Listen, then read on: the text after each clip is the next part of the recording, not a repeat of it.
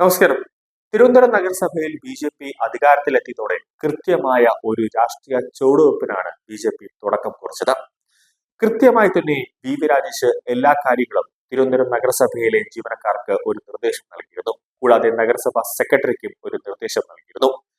തിരുവനന്തപുരം നഗരത്തിലെ ജനങ്ങൾക്ക് ബുദ്ധിമുട്ടുണ്ടാകുന്ന തരത്തിലുള്ള ഒരു നീക്കങ്ങളും ഉണ്ടാക്കാൻ പാടില്ല. അങ്ങനെ ഏതെങ്കിലും പാർട്ടിക്കാർ കാണിച്ചാൽ കൃത്യമായി തന്നെ നടപടിയെടുത്തോണമെന്ന് ഒരു നിർദ്ദേശം, കർശനമായ നിർദ്ദേശം വി രാജേഷ് നൽകി.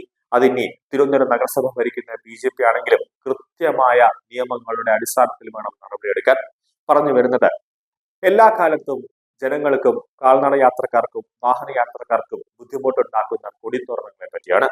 നമുക്കറിയാം, നമ്മളൊക്കെ കാൽനട യാത്രക്കാർ നടന്നു പോകുന്ന സമയത്ത് ഫുട്പാത്തുകളിലും റോഡുകളിലുമൊക്കെ കാഴ്ചയെ മറിക്കുന്ന രീതിയിൽ വലിയ ബാനറുകൾ തൂക്കുന്നുണ്ട്.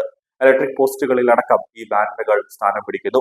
ഒരു കാരണവശാലും ഇലക്ട്രിക് പോസ്റ്റിൽ ബാനറുകൾ തൂക്കാനുള്ള അനുവാദമില്ല, അത് നിയമവിരുദ്ധമാണ്. പക്ഷേ കാൽനട യാത്രക്കാർക്ക് ബുദ്ധിമുട്ടുണ്ടാക്കുന്ന തരത്തിലും കൊടിത്തോരണങ്ങളും അതോടൊപ്പം തന്നെ പോസ്റ്ററുകളും ബാനറുകളും എല്ലാം റോഡുകളിൽ ഇടം പിടിക്കാൻ തുടങ്ങി. അത് വാഹന യാത്രക്കാർക്ക് ബുദ്ധിമുട്ടുണ്ടാക്കാൻ തുടങ്ങിയതോടുകൂടിയാണ് ജസ്റ്റിസ് ദേവൻ രാമചന്ദ്രൻ ഒരു നിർണായകമായ നീക്കം നടത്തിയത്. അതായത് അദ്ദേഹം തന്നെ ഓരോ ദിവസവും ഇടക്കാല ഉത്തരവുകൾ പുറപ്പെടുവിച്ചിരുന്നു. കൃത്യമായി തന്നെ ഓരോ നഗരസഭയും ഈ ബാനറുകൾ അല്ലെങ്കിൽ ഈ പോസ്റ്ററുകൾ, പ്ലക്കാർഡുകൾ, അതോടൊപ്പം തന്നെ ഈ ഹോർഡിങ്ങുകൾ എടുത്തു മാറ്റിയില്ലെങ്കിൽ, റോഡുകളിൽ നിന്നും എടുത്തു മാറ്റിയില്ലെങ്കിൽ അത് കർശനമായ ഒരു നിയമ നടപടിയിലേക്ക് പോകും. അത് നഗരസഭാ ഉദ്യോഗസ്ഥരുടെ കയ്യിൽ നിന്നടക്കം അതിന്റെ പിഴ ഈടാക്കും എന്നടക്കമുള്ള ഒരു കർശനമായ ഒരു നിർദ്ദേശം അല്ലെങ്കിൽ ഒരു ഉത്തരവ് ജസ്റ്റിസ് ദേവൻ രാമചന്ദ്രൻ പുറപ്പെടുവിച്ചിരുന്നു. ഇതോടുകൂടിയാണ് നഗരസഭാ സെക്രട്ടറിയും അതോടൊപ്പം തന്നെ നഗരസഭാ ഉദ്യോഗസ്ഥരും ഉണർന്നു പ്രവർത്തിച്ചത്. ഓരോ രാഷ്ട്രീയ പാർട്ടികളും സ്ഥാപിക്കുന്ന ഈ പോസ്റ്ററുകൾ, അതോടൊപ്പം തന്നെ ബാനറുകൾ, ഹോൾഡിങ്ങുകൾ അതെല്ലാം തന്നെ എടുത്തു മാറ്റിയില്ലെങ്കിൽ നഗരസഭയ്ക്ക് തന്നെ സ്വമേധയാ എടുത്തു മാറ്റാം. എന്നിട്ട് ആ പാർട്ടികളിൽ നിന്നും അതിൻ്റെതായ ഒരു തുക പിഴയായി ഈടാക്കാമെന്നും കോടതി ഒരു ഉത്തരവ് നൽകിയിട്ടുണ്ടായിരുന്നു. നിലവിൽ 23-ാം തീയതിയാണ് തിരുവനന്തപുരത്ത് പ്രധാനമന്ത്രി നരേന്ദ്രമോദി എത്തിയത് ബി.ജെ.പിയുടെ ഈ വിജയം ആഘോഷിക്കാൻ, അതായത് തിരുവനന്തപുരം നഗരസഭ പിടിച്ചെടുത്തതിന്റെ. അതുമായി ബന്ധപ്പെട്ട് തന്നെ ഒരാഴ്ചക്ക് മുമ്പ് തന്നെ തിരുവനന്തപുരം നഗരസഭയിൽ മൊത്തത്തിൽ ബി.ജെ.പിയുടെ കൊടികളും അതോടൊപ്പം തന്നെ തോരണങ്ങളും മോദിയെ സ്വാഗതം ചെയ്തുകൊണ്ടുള്ള ഹോർഡിങ്ങുകളെല്ലാം നിറഞ്ഞിരുന്നു. കൂടുതലായിട്ട്, അതായത് തിരുവനന്തപുരം വിമാനത്താവളം മുതൽ പുത്തരിക്കണ്ണ മൈതാനം വരെ ആയിരുന്നു ഈ ഹോർഡിങ്ങുകൾ നിറയുക എന്നായിരുന്നു ആദ്യം കരുതിയിരുന്നതെങ്കിലും തിരുവനന്തപുരം സിറ്റിയെ മൊത്തത്തിൽ കാവിയിൽ കുളിപ്പിക്കുന്ന രീതിയിലായിരുന്നു ഈ ഹോർഡിങ്ങുകളും പ്ലക്കാർഡുകളും എല്ലാം തന്നെ നിറഞ്ഞത്. അതാണ് മാധ്യമങ്ങളെല്ലാം തന്നെ തിരുവനന്തപുരം കാവി കുളിച്ചു നിൽക്കുന്നു എന്ന വാർത്തകളും തലക്കെട്ടുകളുമായി പുറത്തേക്ക് വന്നത്.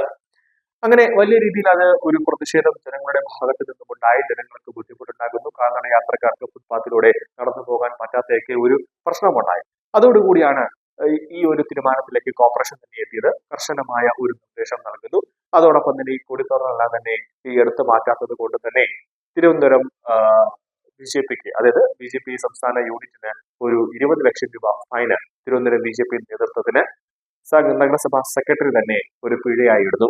അത് തിരുവനന്തപുരം നഗരത്തിൽ എടുത്ത് മാറ്റിയിട്ടുണ്ടെങ്കിൽ അന്ന് തന്നെ, അതായത് നരേന്ദ്രമോദി തിരുവനന്തപുരത്ത് വന്ന് തിരിച്ച് ചെന്നൈയിലേക്ക് പോയി അന്ന് വൈകുന്നേരം അല്ലെങ്കിൽ വൈകുന്നേരത്തോടുകൂടി തുടങ്ങിയ പ്രവൃത്തികൾ രാത്രിയിൽ കുറേയൊക്കെ ഫ്ലക്സ് ബോർഡുകളൊക്കെ എടുത്ത് മാറ്റിയിട്ടുണ്ടെങ്കിലും തിരുവനന്തപുരം നഗരസഭയുടെ പരിധിക്കുള്ള പ്രധാനപ്പെട്ട സ്ഥലങ്ങളിൽ ഇപ്പോഴും ഫ്ലക്സ് ബോർഡുകൾ ഉണ്ട് എന്നത് തന്നെ അത് പൂർണ്ണമായി എടുത്ത് മാറ്റിയിട്ടില്ല എന്നതാണ് മറ്റൊരു പ്രധാനപ്പെട്ട കാര്യം.